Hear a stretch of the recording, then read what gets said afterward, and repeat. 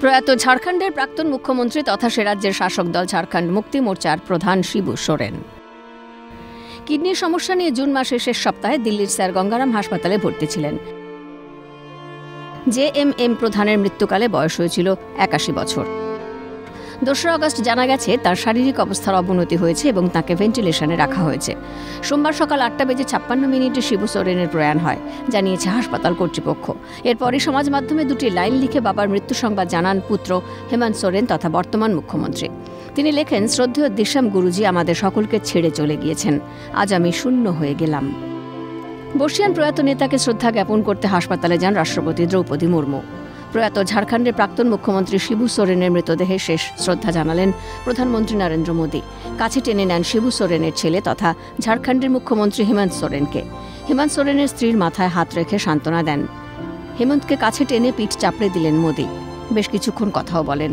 পাশাপাশি এক্স হ্যান্ডেলে প্রধানমন্ত্রী লেখেন, শ্রী শিবু সোরেনজি একজন তৃণমূল স্তরের নেতা ছিলেন, যিনি জনগণের প্রতি অটল নিষ্ঠার সঙ্গে জনজীবনের বিভিন্ন স্তরে উঠে এসেছিলেন। শিবু সোরেনের প্রয়াণে শোক জ্ঞাপন করেন রাজ্যের মুখ্যমন্ত্রী মমতা বন্দ্যোপাধ্যায়। তিনি লেখেন, ঝাড়খণ্ডের ইতিহাসে একটি অধ্যায় আজ শেষ হল। তিনি ছিলেন আমার আদিবাসী ভাই বোনেদের জন্য এক পথপ্রদর্শক, এক মহান নেতা। ঝাড়খণ্ড বিধানসভাতে প্রয়াত নেতার প্রতি শ্রদ্ধা জ্ঞাপন করেন স্পিকার রবীন্দ্রনাথ মাহাতো। প্রয়াত বর্ষিয়ান নেতার প্রয়াণে শোক জ্ঞাপন করেন রাহুল গান্ধী। ভারতীয় রাজনীতিতে অন্যতম গুরুত্বপূর্ণ ব্যক্তিত্ব শিবু সোরেন। টানা ৪ দশকেরও বেশি সময় নিজের দল জেএমএমকে একা হাতে নেতৃত্ব দিয়েছেন তিনি। ঝাড়খণ্ডের রাজনীতিতে জনপ্রিয় ছিলেন দিশাম গুরু বা মহান নেতা ও গুরুজি নামে। ৩ বার ঝাড়খণ্ডের মুখ্যমন্ত্রীর কুর্সিতে বসেছেন। ২০০৫ সালে প্রথম ঝাড়খণ্ডের মুখ্যমন্ত্রী হয়েছিলেন শিবু। ১০ দিনের জন্য ওই পদে ছিলেন। পরে ২০০৮ থেকে ২০০৯ সাল পর্যন্ত এবং ২০০৯ থেকে ২০১০ সাল পর্যন্ত ঝাড়খণ্ডের মুখ্যমন্ত্রী ছিলেন তিনি।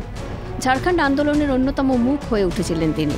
মূলত তাঁর আন্দোলনের জেরেই ২০০০ সালে বিহার ভেঙে আলাদা রাজ্যের স্বীকৃতি পায় ঝাড়খণ্ড। কেন্দ্রের কয়লামন্ত্রীর পদে দায়িত্ব সামলেছেন শিবু। তবে শারীরিক কারণে সাম্প্রতিক বছরগুলিতে সক্রিয় রাজনীতি থেকে সরে এসেছিলেন শিবু সোরেন। আদিবাসী অধিকার রক্ষার দৃঢ় প্রচারক হিসেবে পরিচিতি লাভ করেন তিনি। ১৯৭২ সালে শিবু সোরেন বাঙালি বামপন্থী ট্রেড ইউনিয়ন নেতা এ.কে. রায় এবং কুর্মী মাহাতো নেতা বিনোদ বিহারী মাহাতোর সঙ্গে মিলে ঝাড়খণ্ড মুক্তি মোর্চা গঠন করেন। সোমবার শিবু সোরেনের মৃত্যুতে এক দীর্ঘ রাজনৈতিক যুগের সমাপ্তি ঘটল। ক্যালকাটা নিউজ।